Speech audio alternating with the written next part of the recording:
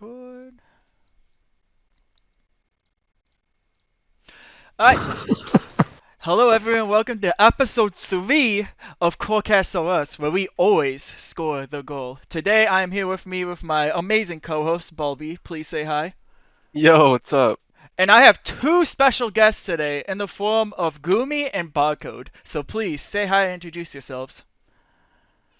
Goomy, you want to go first, or you want me? You got this, barcode.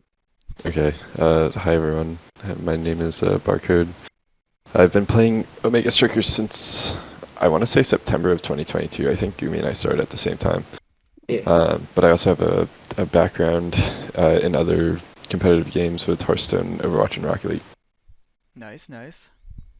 Hi, I'm Goomy. I also started about like late September, early October of last year in the beta. It honestly really clicked with me since I like played sports all my life. And it was pretty chill game, right? Mhm. And I used to play League and other games before this, but I've been really happy to only focus on OS recently. Yeah.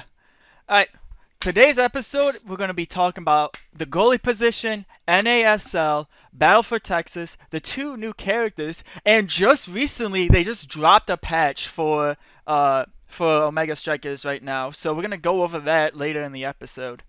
So right now we're going to be talking about the difference between beta and now for the goalie side. So what are your thoughts about the new barriers they added? Back in beta, they used to not really be the barriers. They would be solid barriers, be like one on top, one on bottom, or just one in the middle that you can hit it off of, a ricochet.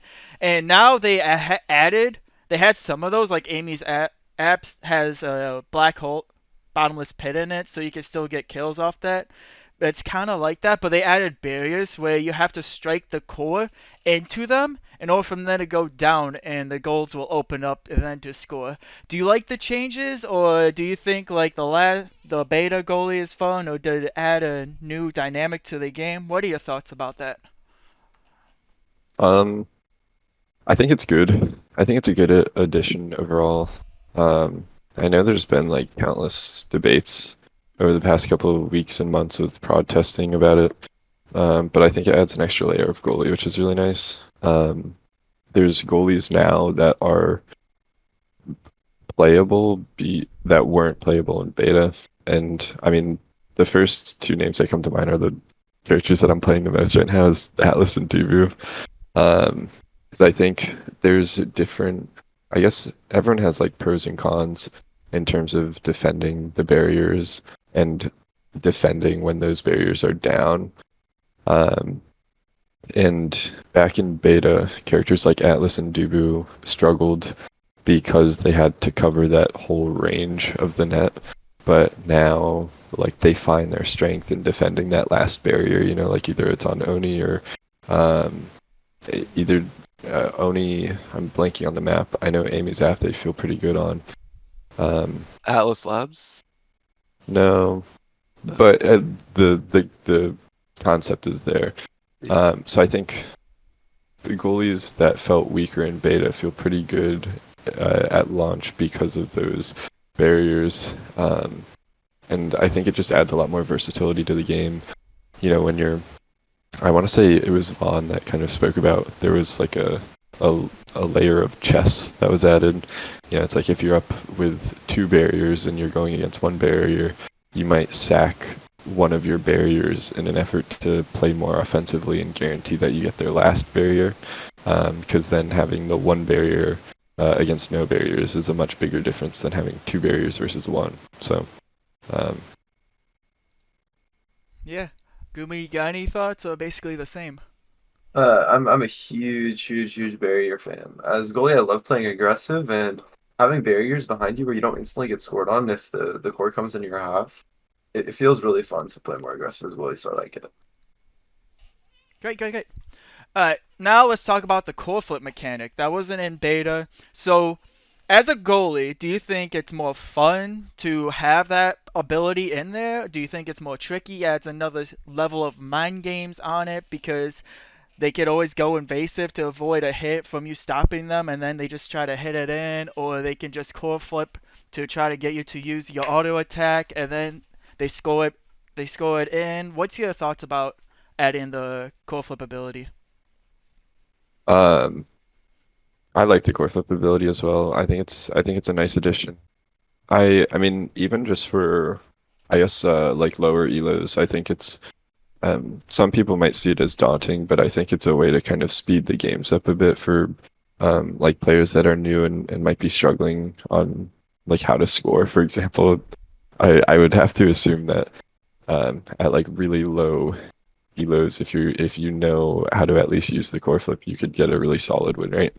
But I also just think at higher elos, it's also really useful. I think core flip is a nice last ditch effort to save. Like I know when I'm trying to layer my cooldowns on like whatever goalie I'm playing, sometimes I might be more aggressive with my ability use if I know that I have a core flip that can save me. And if I don't have my core flip, I might play a bit more like conservatively with my abilities. So I think it adds just another, I guess, I mean, for goalies, it adds another defense mechanism, but for forwards, it adds an offensive mechanism. I know like some people have complained about the like core flipping right in front of the goalie box, but I think that's a totally okay thing to do.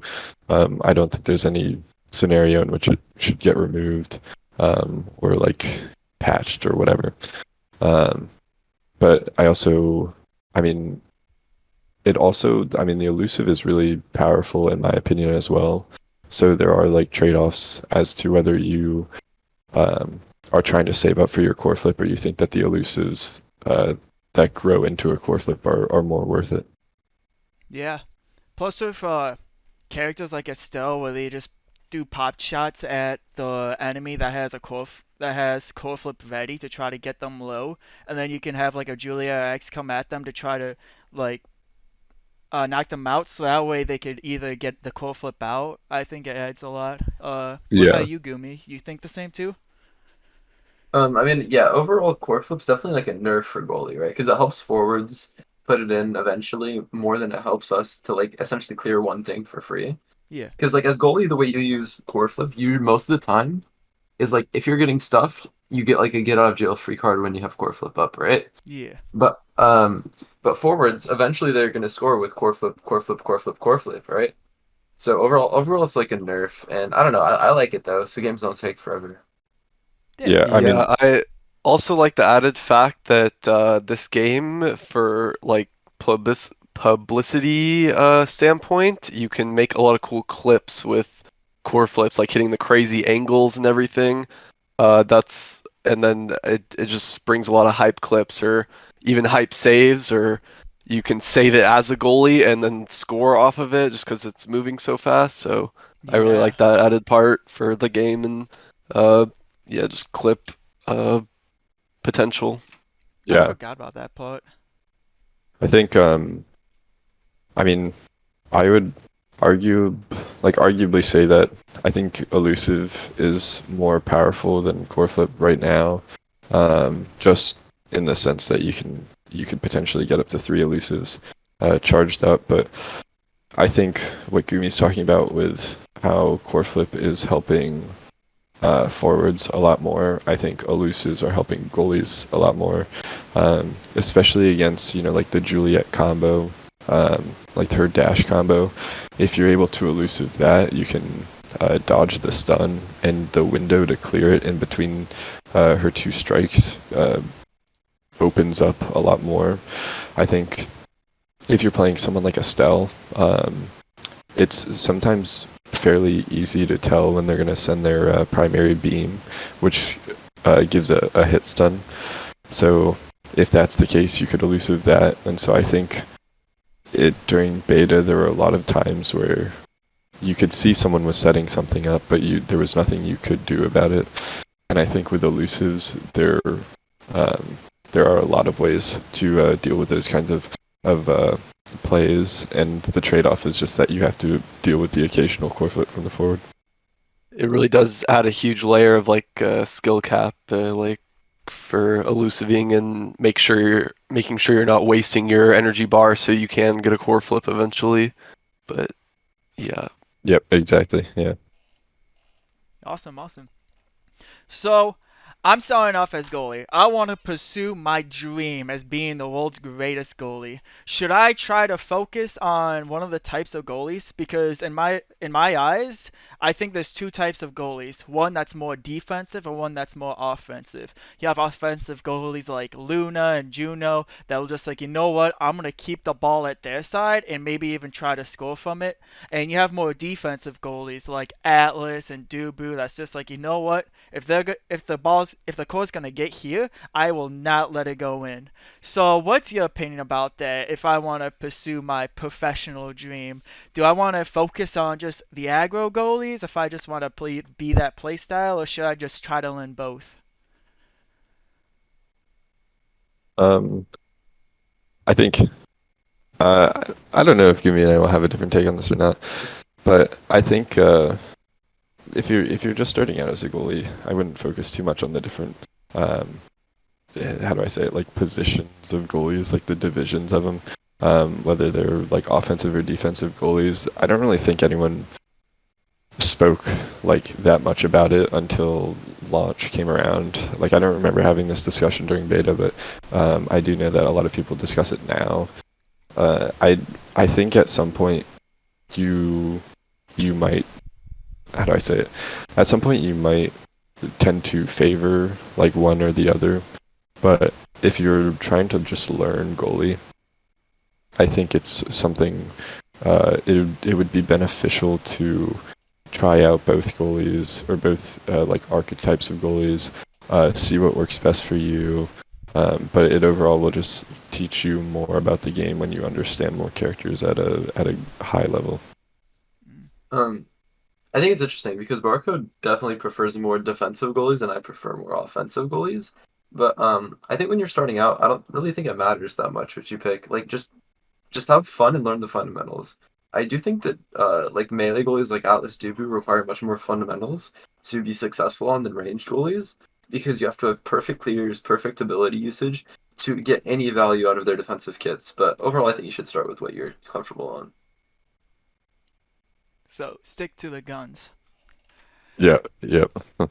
So in team comp wise, when should somebody be like, you know what, we should pick more of a defensive goalie, and you know what, we already have X and Y.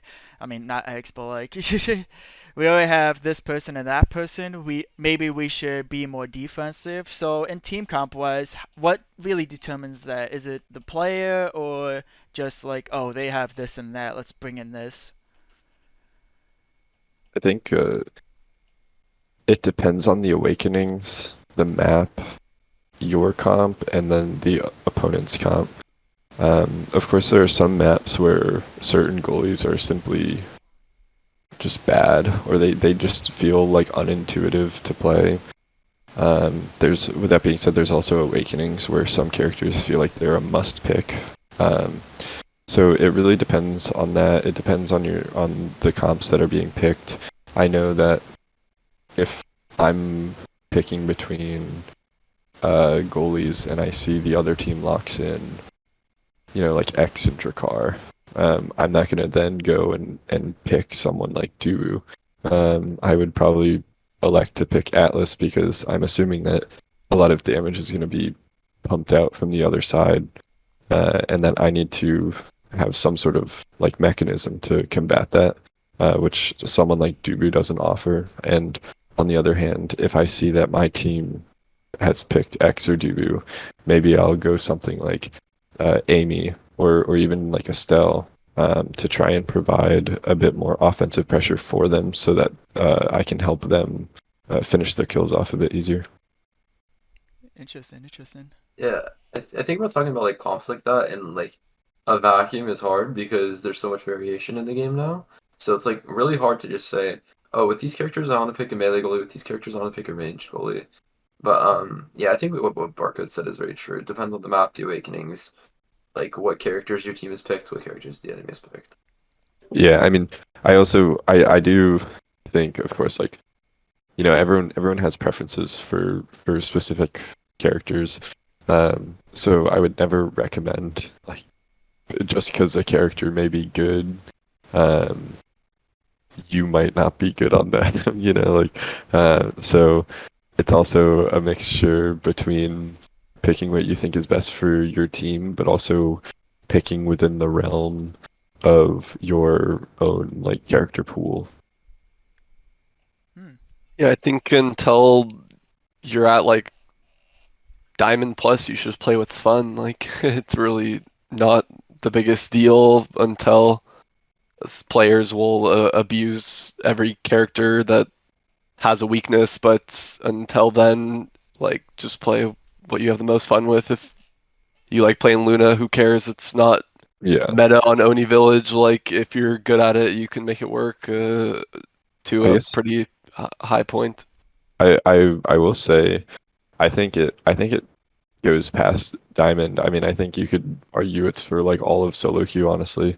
Yeah. Um, in I think the only time the picks feel like they're super super impactful, I would say is in tourney play because with ladder you could be going up against duos, but there can also be games where you're going against all solos, and in those matches, even if a team may have like a kill comp, for example, the forwards might not have like a good level of synergy because they've never played with each other before. They don't have comms going, so the play in solo queue is a lot less structured. Yeah, Which, as long as you're just playing your character well, yeah, it'd be okay. yeah, yep, exactly. Sweet, sweet. All right. So the last goalie question is, what are some of the signs to step up as a goalie? We have a barrier, they don't. Should I step up? If we're down a person, should I lay back? Like, is it just some basic signs to know when to step up, or is it just like a feel thing? I mean, I'm sure me and Barcode have played enough that we don't really think about stepping up. We just kind of instinctively position further up to rebound the ball to our forwards or like apply more offensive pressure. But generally, when you're up a player, you have a bigger advantage. The core is on their half, and you're not at risk by advancing yourself, and your teammates need help scoring or with damage. It's just sort of a field thing for me. Yeah, I would agree with Gumi. It's the more you play, um the more it kind of just like comes to you in a sense where it's just like you can kind of get a sense for when it's right and when it's wrong to move up and help your team. I think Gumi has a lot more experience with it than I do because Gumi plays, again, like we spoke about earlier, Gumi plays a lot more offensive goalies than I do. So I'm not personally a player that really like gets up into the offensive half unless I'm like getting bored or something. It's like, Yeah. but yeah, I think it's a feel thing. If it's something where you have your core flip and you feel like you could apply some offensive pressure with that, then that's another. Maybe if you're up a barrier, it might be good. But I know there are times where, especially when you're playing defensive or melee goalies, where it's super super punishing to press up even just a little bit sometimes. Um, as it gets later on, not only in the match but in the specific goals when it might hit overtime, and the core starts moving a lot quicker, it becomes more punishing for melee goalies to move forward because there's just less of a window to defend against like really solid clears that might hit that last barrier that you're defending, or even both if you're up two, etc. And Understandable. what percentage would you guys say you use your core flip offensively to defensively? What do you consider an offensive core flip? Like Like a shot? you're going for a barrier, you're going for a shot, you're running on their half to use it, or you're a defensive, like you're trying to save your barrier or last ditch effort to save a goal. Maybe like a sixth or a seventh of my core flips. Maybe even less, but it's like very rare in niche situations because me and Barcode are both prod testers, so we played when the game was down to test out Hmm. the new features. And in prod, with the new core flip feature, when I first started playing, all the time, at least a couple times a game, I would walk to enemy half core flip and shoot to the opposite side the goalie was on, and it would work. But towards the end of prod and launch, it just doesn't work. Like you don't score from it that much. Yeah, It's just less goalies risky just get and better and better. yeah, exactly. It's just less risky and you get more value for just saving it for defense.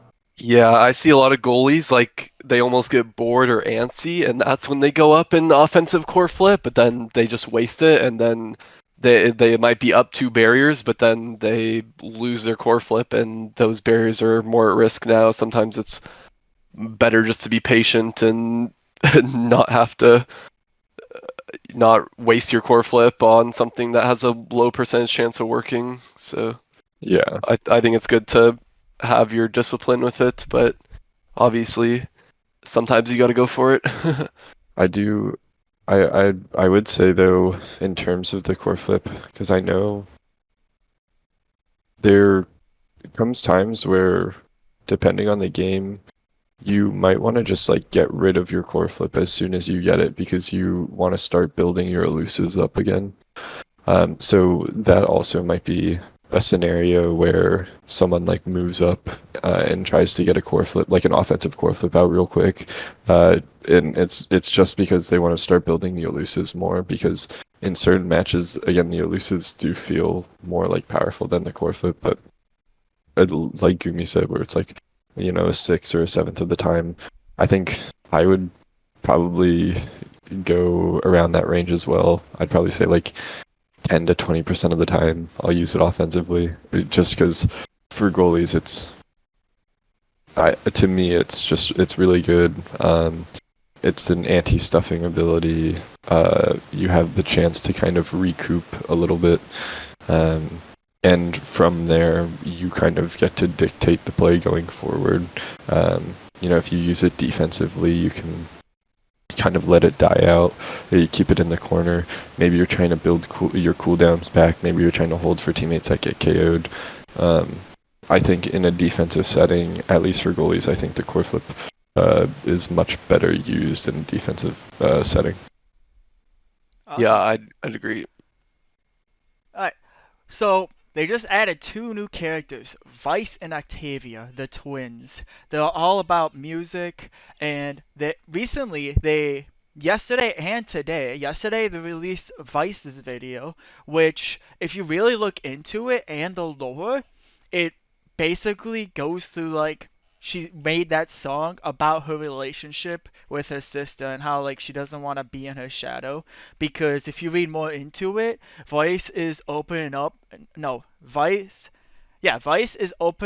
for like the big music concert, like basically the Coachella in their world.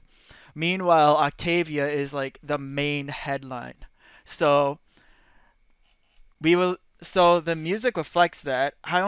I kind of see it with Octavia's side when I was listening to it, but the thing I love the most is that they became like big and famous off their music, but as sisters, because Octavia was convincing Vice a lot about it to get back into Core Strike, which is what they call the game in their world, to become pros in it, to rebond that sister friendship that they had earlier. And to me, I feel like that's really cool. Like, that's a really good storyline. I don't know if you guys are really into the lore wise, but I think that's like really good writing. What are your takes about that?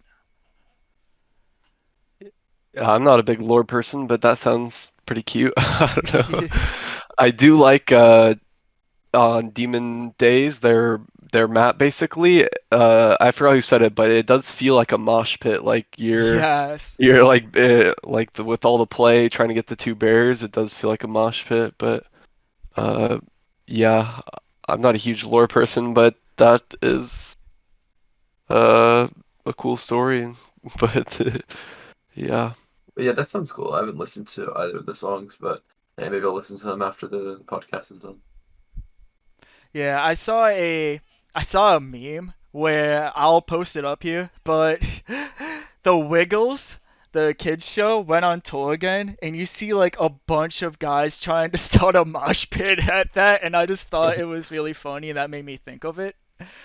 And also, there's another meme that I'm gonna post again where Vice was opening, and then she was like, "Thank you, I'll take accepts." And then you see X screaming in the background, "Play Wonderwall!" That's a good one. Yeah.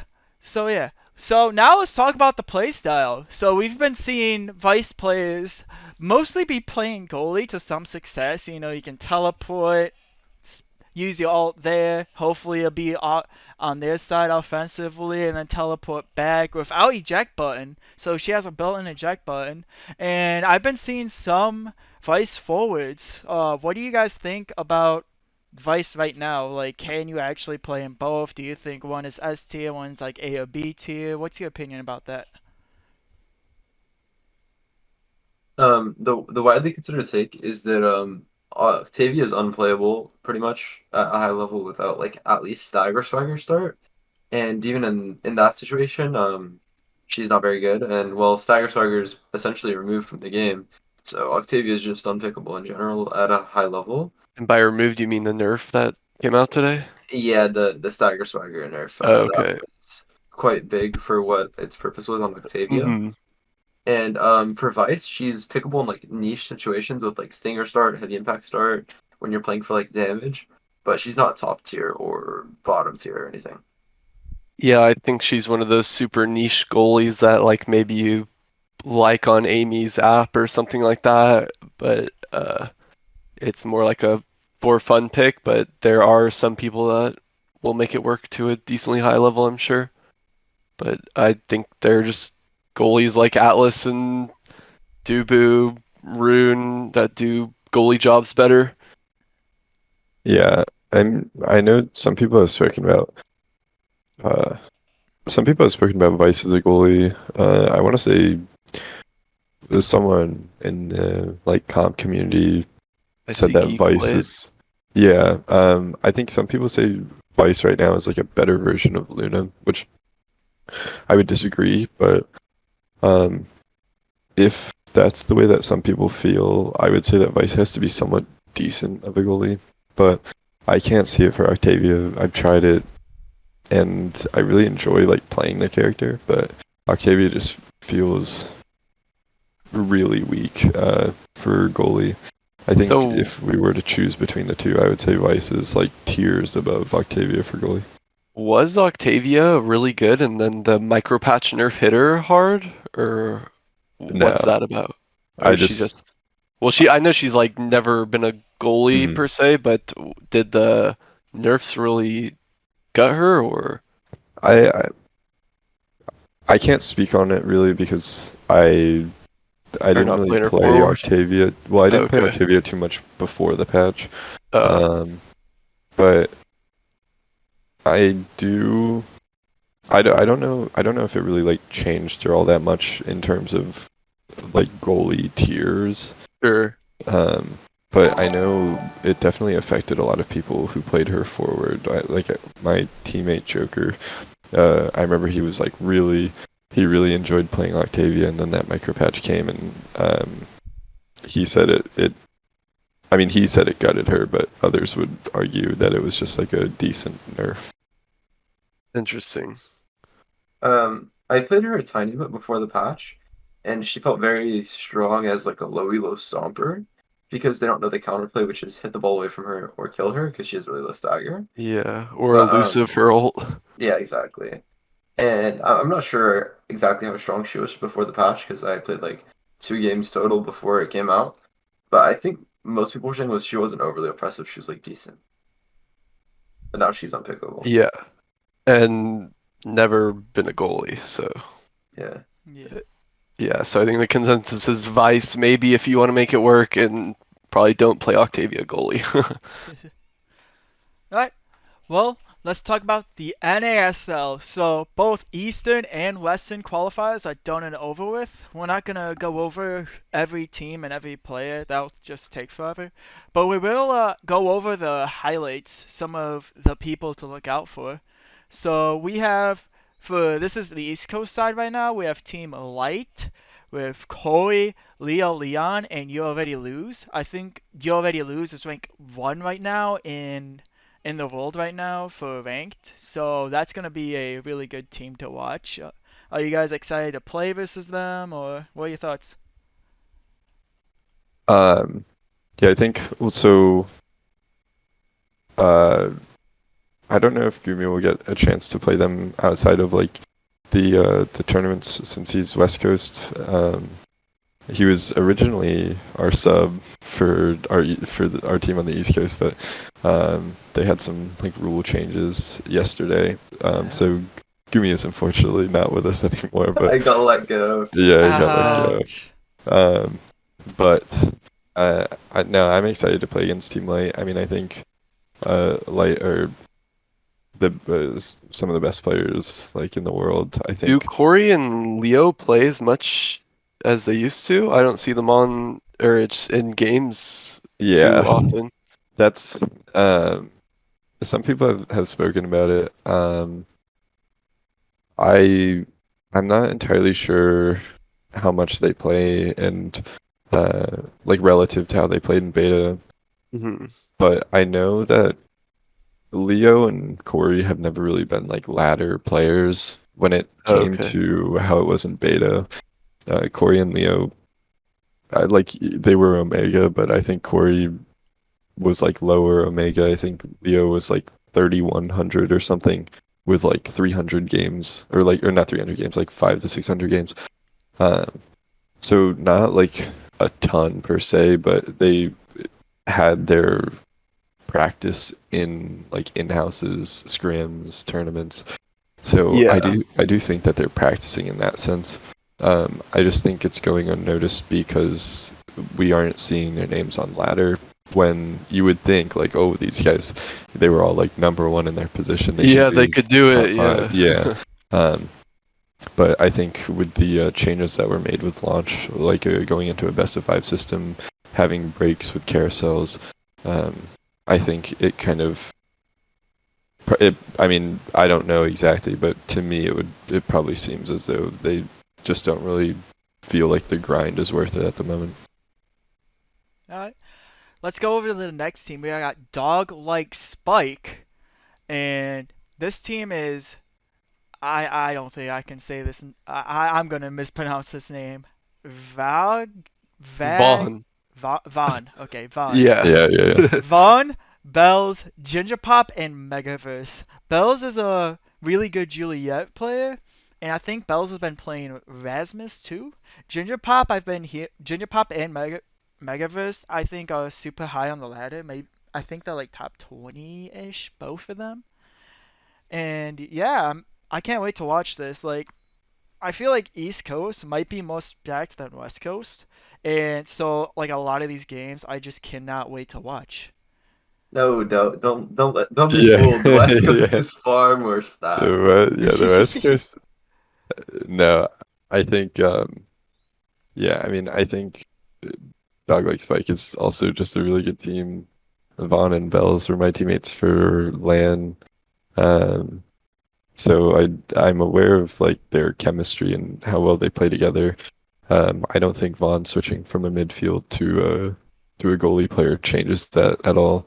I think the chemistry is still there. They had Ginger Pop at the midfield who, um, I guess for anyone watching who didn't really play much in beta, Ginger Pop was seen as like this. He had this like God King status of a player. Um, but he took a break from the game and has now returned. So I think Ginger Pop, as he kind of gets back into the flow of things um, and returns back to his form, I think Dog Like Spike will be a super solid team. Um, Vaughn and Bells are super cool guys. I know Ginger Pop is super nice as well. So um, yeah, excited to get to play them during the league. And what about your guys' teams? What do you think your guys' odds are of winning? Hi. Give you could go Or first on this. I don't know about Barco thinks about his chances on the East League, but they're probably top three for sure. But my team for the West League is like the far and out first seed, not really seed, but like just the favorite to win it all for the Mhm. West League. I'll be cheering for Yeah, you guys. yeah. I think Gumi's team has a lot of really good players on it right now. I mean, Goomy is definitely the number one goalie in the West right now, and he's got Kainub and Gravity, who are also just like both really good forward players. Um, but I think for our team in the East, You have a tough battle ahead of you. we do have a tough battle, but we've we've taken games off of every team that we've scrimmed. Um, Your other teammate is Puffy, right? yeah, Puffy and Okay. Joker. Yep. And then we have Wallaby, Gangsta, and Gangsta.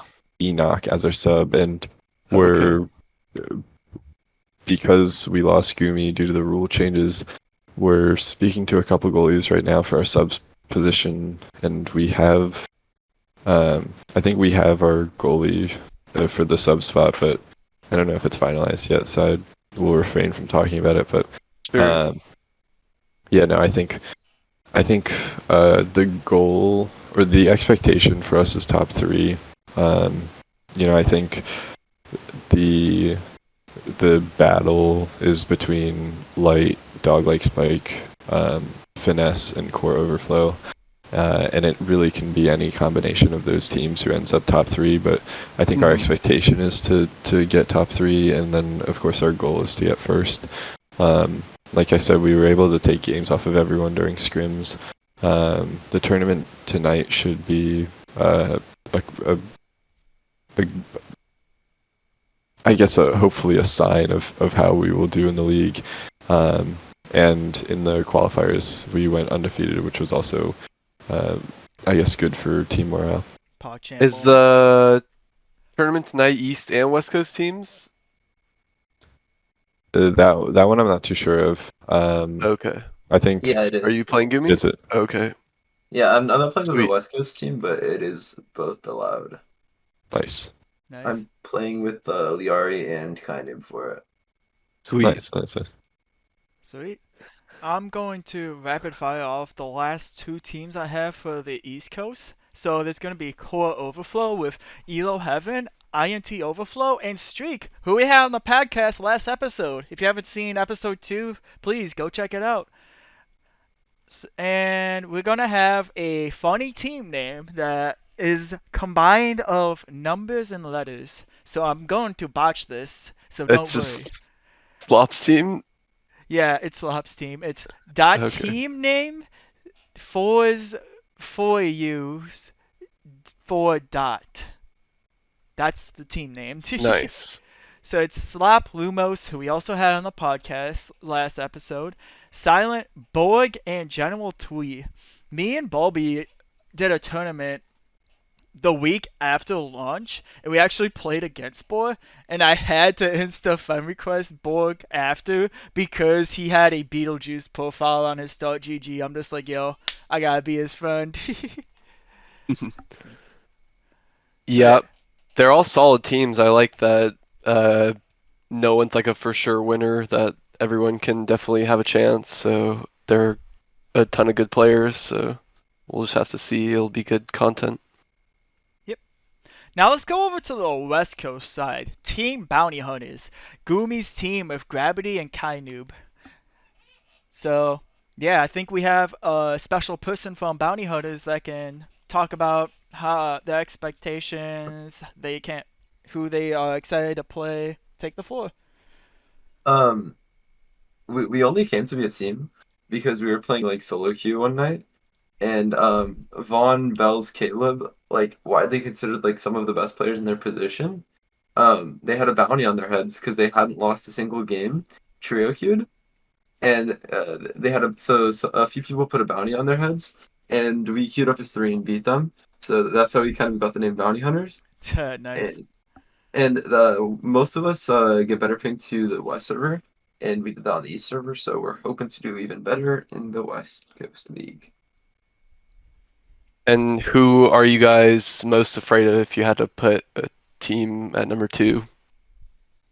I mean, the other team that qualified Best Western, I mean, we're not super scared of them, but they are definitely a team to be a little bit worried about. And Who is it also, again? Miragent, Obscure Breads, and Zenith. Very good players. Okay. And also, Geek Gunner and LolJSS is also a scary team. Nice. Yeah, that I feel like they might pull out some off-meta stuff, so it'll be fun to see. Because Y- Geek likes to play Vice goalies and Taro goalie, all this crazy stuff, so that'll be fun to see You what gotta love the happens with off that. meta picks. Yeah, definitely fun to watch. Yeah. So we're gonna talk a little bit about Battle of Texas. It is a collegiate event, and I remember launch day they had a huge collegiate tournament, and maybe my guess is it's gonna be Lakeland versus St. Louis again back in the finals. That would be like a Cinderella story too. Maybe St. Louis brings it back, or Lakeland just goes for the two-time. So that's gonna be an interesting thing to watch. And they they just released a patch today, like literally just now before the podcast. So let's just go over some of the patch notes that we have. Real quick before that, the Battle for Texas is only for Texas colleges. Oh, I didn't know that. Only Yeah. Texas Yeah, colleges? yeah. There's I don't remember how many teams are in it, but I want to say it's 10 teams. Am I right, Goomy? Or is it 12? I have no idea. But yeah, I want to say it's all uh, schools around the like general region. Um, even if I'm not entirely sure if it's only Texas schools or if it's like schools in bordering states. Um, but I do think, I mean, again, Blue Blazing is hosting that event. Blue Blazing did a pretty good job of covering the LAN, even with like the occasional mishaps that occurred like outside of um, like what he could control. So I think it's going to be, at the very least, it's going to be like a good production. It'll be like an entertaining tournament. Um, I'm trying to think of people that I might recognize, but I don't have the team like list up right now. I do think if Tulsa is in it, um, some of those players are recognized in the community, so I would probably expect them to do pretty well. Nice. Well, it's gonna be an exciting event, and are we? Is anyone gonna be an exchange student for Texas for a week? No, unfortunately not. I mean, I think if it existed outside of like if they permitted other schools outside of Texas, I guess I'm biased because I'm a part of that group, but I think it would have been there would have been a lot more competition there.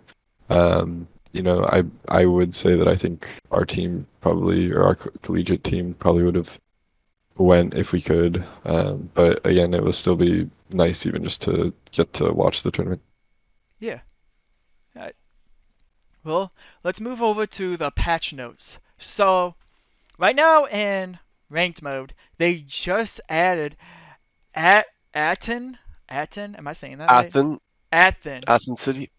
Yeah, they just added Athens City. It was a normal game And quick map, play and now map. they just made it into ranked. So, what are your thoughts about that? Are we gonna see more defensive goalies in there? Are we gonna see faster paced games because it's kind of easier to break that barrier over like any other barrier on any other map? Like, what are your thoughts about that? I don't know. I really hate it though. This map is so cringe and it's so small and it's so boring and yeah. It's the closest to the old map, Hmm. kinda, but I think the barrier's a bit too big. Like they're gonna break it within seconds, and then I don't know. Yeah, We'll just have to see what happens after that. Oh, I guess the beta training with no barriers will kick in for some goalies, and that'll be good. But uh, I'm interested to see high elo people playing it. It seems a bit like a quick play map, not a ranked map, but we'll just have to see. yeah. Well, I think my issue with it is the orbs. Like, especially with the orbs awakenings, which we'll get to. Um, I think this map, what it spawns, uh, up to 8 orbs at a time instead of the casual 6 or like the typical Well, 6. it's usually Um, 3 at a time. is it? No? Yeah. I mean, I might be wrong, but it does feel like a lot of there's a lot more orbs spawning. I mean, that game we just played um before the before this podcast, it was Yeah. like holy moly, you Our could race yeah, around. our Um, dude had like 10 orbs within the first 30 seconds. yeah, it's insane, and um, these orb awakenings to me are not super balanced right now, so I think it could lead to a lot of snowballing. And I get what you're saying as well about the barrier being a bit too big.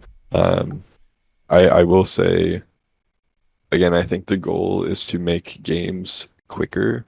And Mhm. so I think, of course, like people like me and Goomy are not gonna really gravitate towards this map because um, that just means that it's less of like a saving fest from us. But I do think overall that it's probably going to be a good map because again the games are going to go by quicker. There's going to be more offensive pressure, um, which I think in the end will kind of benefit everyone involved. Nice, nice. Now let's get over to that's the only map change so far. Let's get over to the nerfs and buffs some characters have. So Octavia got like 4 nerfs, huge nerfs on her. Her stagger decrease over levels decreased by actual half from 250 down to 125. They had her speed from float stall, the secondary ability, lose a went from 2.5% all the way down to 2%, and the duration instead of 2.75 seconds is now 2.5 seconds. So I think it's fair to say that Octavia's probably a low tier now. And also her Sonic Boom, the cooldown got increased, the knockback got reduced, and also the power, and the core knockback got reduced too. So I think Octavia's just dropped a few tiers. What are you guys' opinion about that? Yeah, I mean, we already said she's probably Yeah, a lower tier forward and probably don't play her goalie, but I think that's about it for her. yeah. Vice, we talked about earlier. Thunderstruck got a added 2 seconds to it, so now it's a 16-second cooldown. And Supernova, her special, the whole time is now 2 seconds instead of 2.5.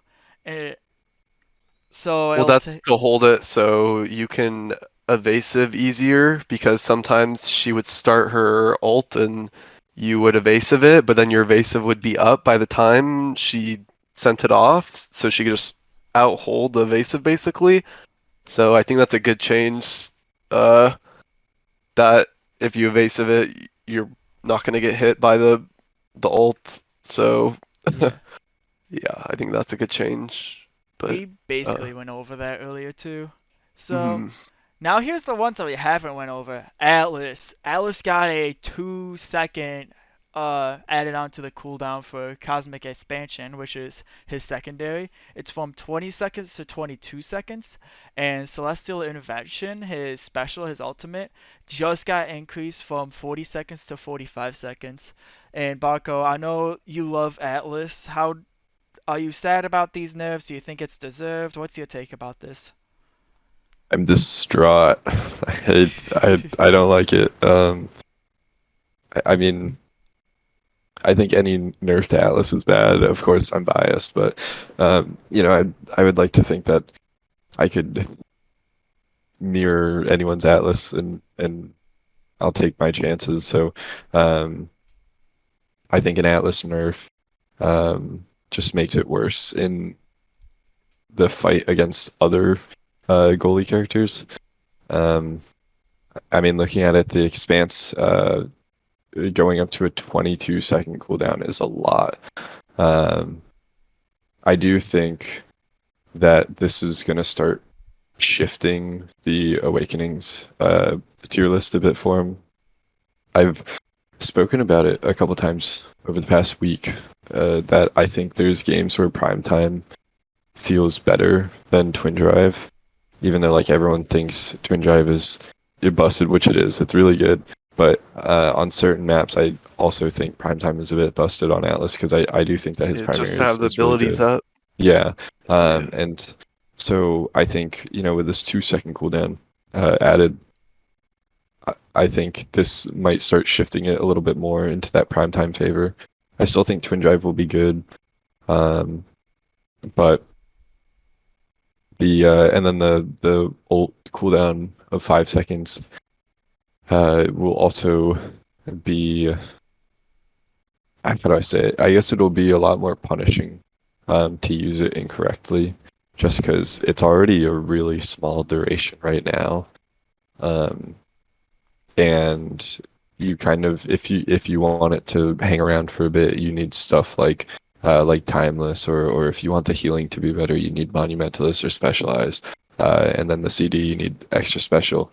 But without any of those trainings, the ult is a very risky ability to use. Yeah. You have to time it like extremely perfectly at its base level. So adding the 5 seconds simply just makes it a lot riskier of an ability to use and more punishing if you use it incorrectly. Now you might only get one chance per round to use it. Yeah, yeah. Alright, next character that got nerfed is sadly Juno, the Lily Pichu character. Her friendly fling primary.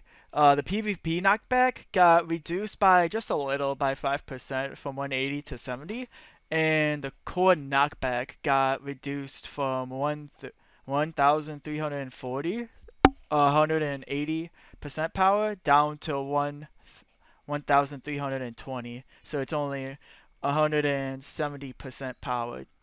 Do you think it's gonna really hurt Juno a lot, or will it just be the same basically for Juno? I main Juno, and I'm not really a kill heavy player. I go for barriers and goals and core control much more, but I don't know. I can't just like look at the numbers and tell like, oh, this is huge or it's not. But I think the chance that that's going to be the difference between a kill or not a kill isn't going to be that huge, and Juno still does what she does good regardless of this change. Like she still has good core control and can be a off meta goalie and all these things. So I think she's totally fine. But I guess I'll just have to play and feel to see if that is going to prevent me from getting some KOs. But shouldn't be too bad. Mhm. Next up we have Rune. Goomy, did you say you used to play some Rune goalie, or did I just hear Yeah, things? he plays it currently. Yeah, I've been spamming the fuck out of Rune Goalie since the last patch. I think he's really, really, really good, and he's the most fun character in the game to play for me. Well, congrats, you got a buff from Banish special PvP damage from 240, which is 120 power, all the way up to 260. So you got 10% power. Are Yeah, you does happy? this help you as a goalie? Do you go for kills often, or don't you usually use your cooldowns just for defense because you Um, have to? Damage is always helpful, but it's really not much damage, so it doesn't do all that much, to be honest. Yeah. Yeah, it is a micro patch. There's not huge changes, but Yeah. buffs are nice on characters you like, so hmm yeah. Zentaro also got a buff too from his Oni Blade, his special attack, his ult. It goes from 40 seconds to 35, and I think Zentaro needed it because I think 40 seconds is way too long for him. What do you Yeah, guys 40 think? seconds is a bit brutal. I think his ult is like up there. It's pretty good, but you can like hit it while it's in it, and I've seen some even good players hit the core backwards just because the core got stuck on the backside of it and everything. So it's not like the most insane ability ever. And Zentaro is definitely like a mid character, so uh, any buff is welcome. That's not gonna like make him broken. I like that the changes aren't so huge, like they're like turbo buffing or turbo nerfing anyone. There's like, okay, this character is a bit weaker, we'll give him some cooldown. So I think it's good just for a micro patch. Yeah. And I think Barcode said earlier he thinks Zintaro's not bad, and I think it is true that he is a newer character because the beta players didn't play him. So sooner or later, some of the one tricks and mains will be doing some crazier stuff on him, I'm sure. Yeah. So they did nerf some Gears and Awakenings. So Magnetized Souls did get a nerf from 30% to 25. Vicious Vambrace got a buff actually, which I think it needed, from 25% damage dealt to 30.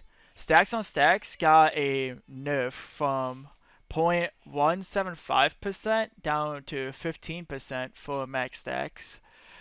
Stagger Swagger went from 4% to 2%, and Tempo Swing got max stagger percentage from heal and damage on hit from 4% to 5%. So it got a buff. So what are you guys' thoughts about the nerfs and buffs that happened? Do you think Magnetized Souls will still be played on like Juliet and stuff, or?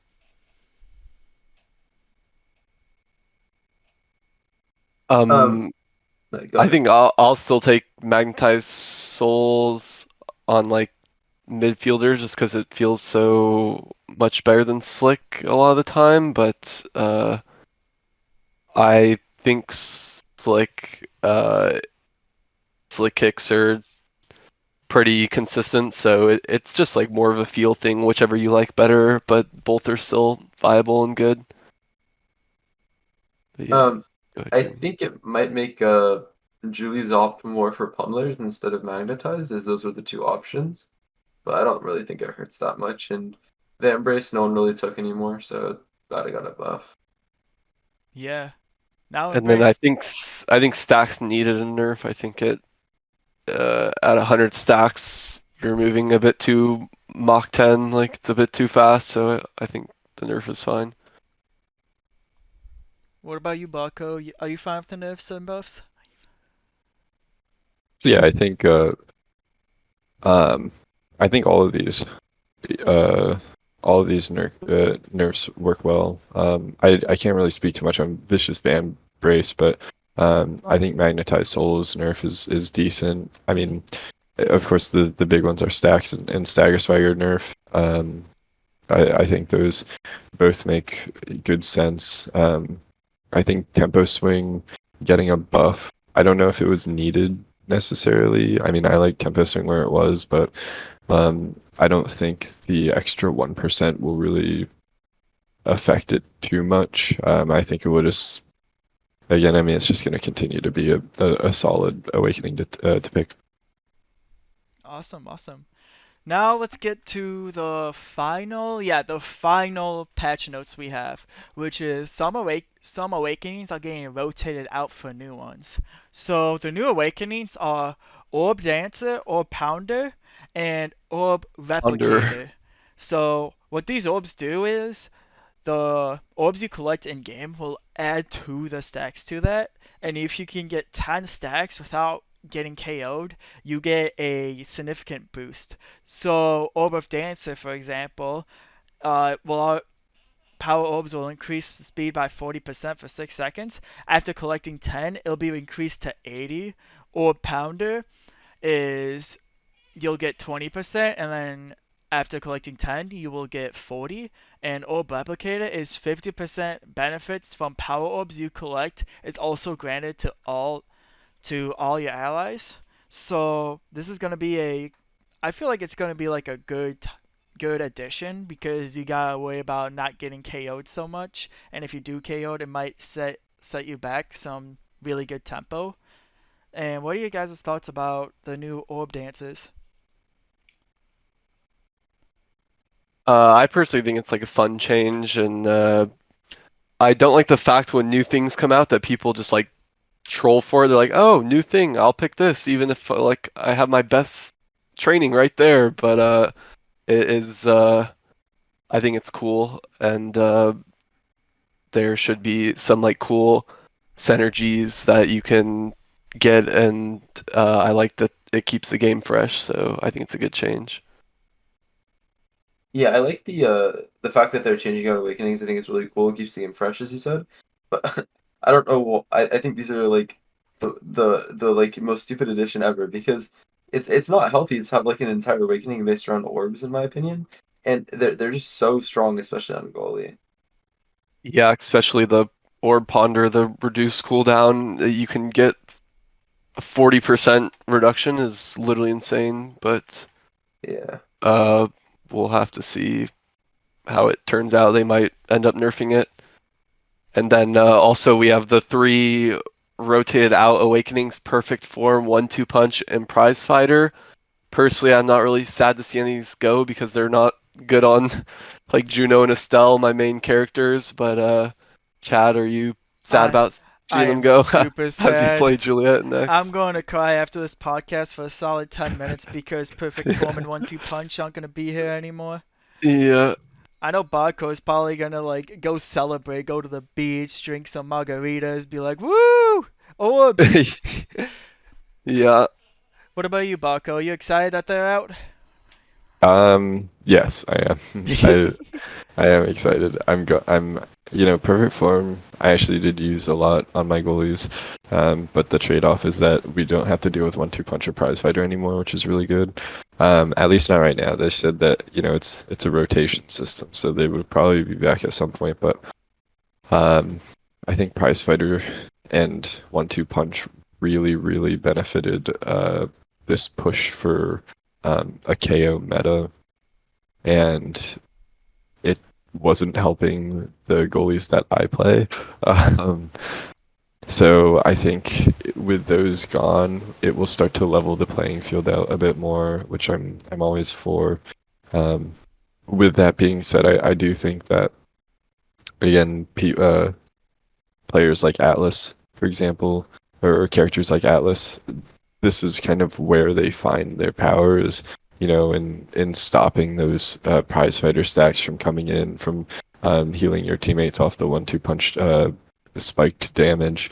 So I do think that in a way it's kind of bringing Atlas's like usage down a bit, but I think overall it's super good. I do think that it's a subtle nerf to characters like X or Juliet.